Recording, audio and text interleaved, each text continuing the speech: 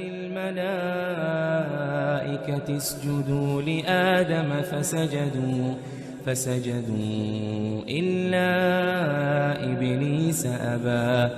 فقلنا يا آدم إن هذا عدو لك ولزوجك فلا يخرجنكما من الجنة فتشقى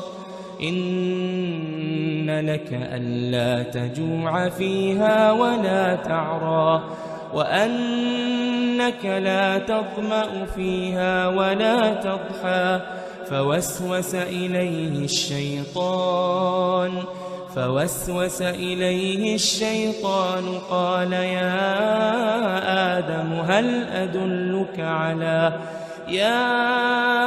آدم هل أدلك على شجرة الخلد وملك لا يبلى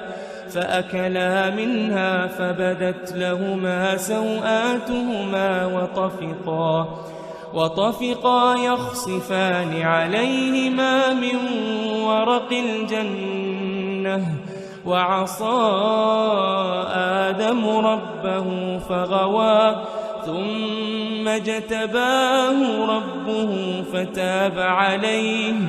فتاب عليه وهداه قال اهبطا منها جميعا بعضكم لبعض عدو فإما يأتينكم مني هدى فمن اتبع هداي فلا يضل ولا يشقى ومن أعرض عن ذكري فإن له معيشة ضنكا ونحشره يوم القيامة أعمى قال رب لم حشرتني أعمى وقد كنت بصيرا قال كذلك أتتك آياتنا فنسيتها وكذلك اليوم تنسى وكذلك نجزي من أسرف ولم يؤمن بآيات ربه ولعذاب الآخرة أشد وأبقى أفلم يهد لهم كم أهلكنا قبلهم من القرون يمشون في مساكنهم إن في ذلك لآيات لأولي النهى ولولا كلمة سبقت من ربك لكان لزاما وأجل مسمى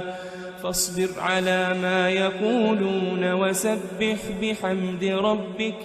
وسبح بحمد ربك قبل طلوع الشمس وقبل غروبها ومن آناء الليل فسبح وأطراف النهار لعلك ترضى